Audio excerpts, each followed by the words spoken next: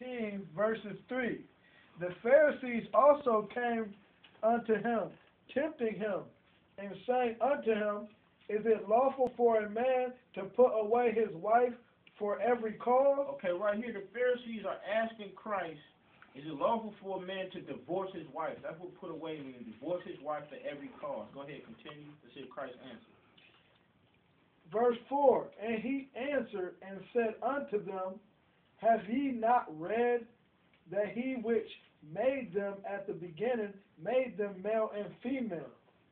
And said, For this cause shall a man leave father and mother, and shall cleave to his wife, and they twine shall be one flesh. Wherefore they are no more twine, but one flesh. What therefore the Most High hath gathered together, let no man put asunder. Okay, right here, we hear Christ speaking directly from his mouth. He says, Wherefore they are no more twain, but one flesh. Deeper than spirit. You know what I'm saying? Flesh. You know what I'm saying? You got your mind, you got your spirit, which is your life force, and you got your flesh. Now, marriage is a holy union. So, of course, when you get married, y'all one in spirit. But he telling you one flesh. I'm looking at you as one person. I'm looking at you as one person. You know what I'm saying? Because this is what he created us for. For this side to come together with this side, it's like putting the left brain together with the right brain. Men and women are different, but they complement each other. Like men, we got a lot of testosterone. We over-aggressive. We be too angry. But we can't help it. We can't control that stuff. Women, a lot of times they throw logic out the window because they emotional. But it's reasons for that. It's reasons for that. Men, we're supposed to be protectors. You know what I'm saying? So you're going to need, you're gonna need some of that. You're going to protect your wife. You're going to protect your kids.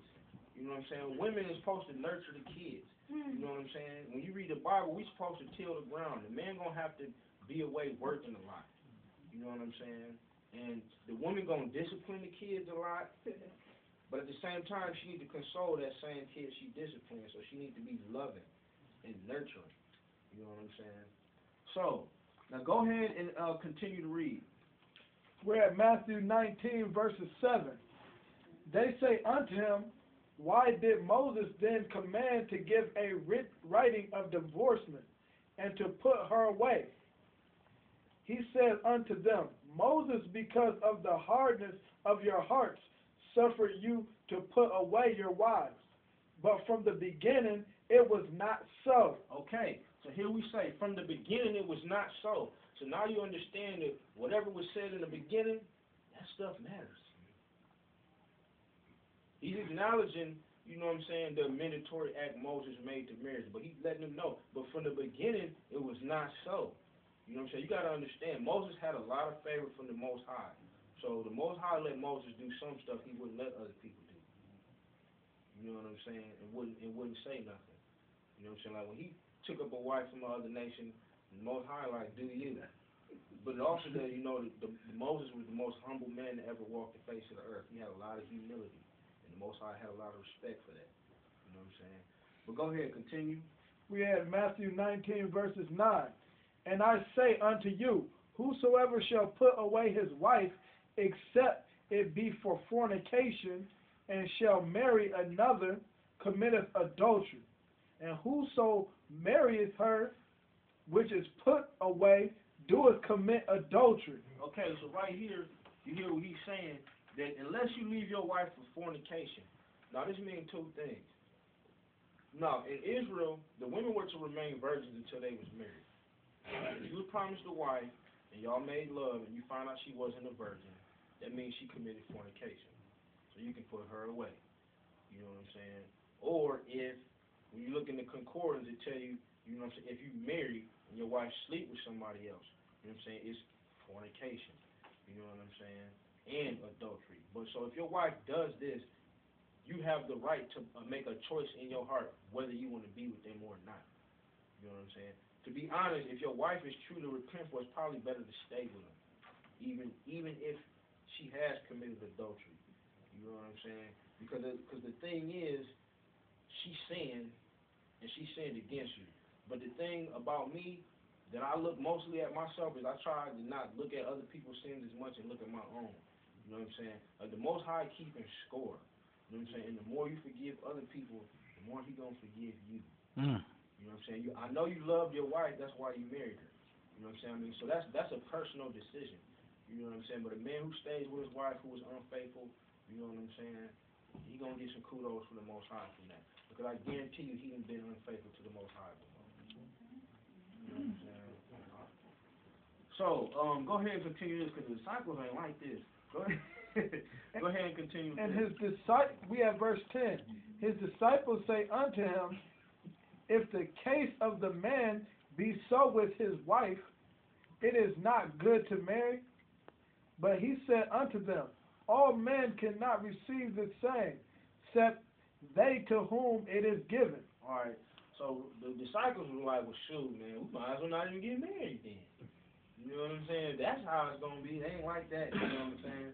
But then he like, all men cannot receive this same that save they to whom it is given.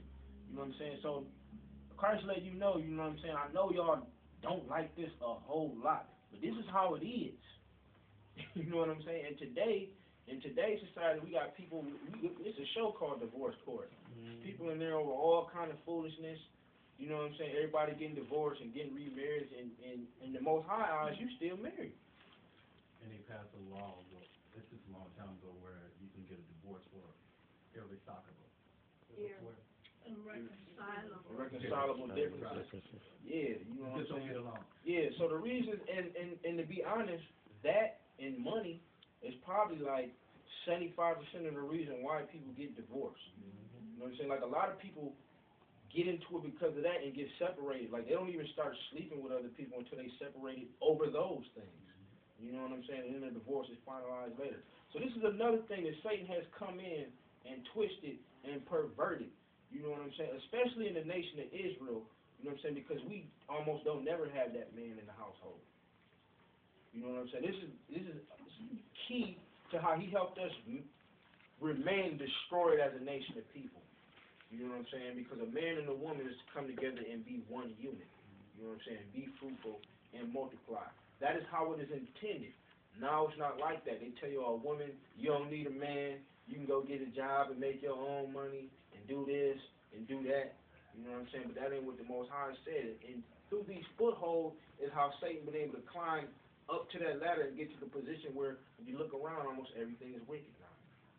You know what I'm saying? He done this step by step by perverting small things to medium to greater things.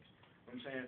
So now we're going to hear what the Most High personally, that was Christ speaking, let's hear the Most High personally, how he feels about marriage and divorce. So we're going to go to the book of Malachi, chapter 2, verses 14 through 16. Old Testament, last book.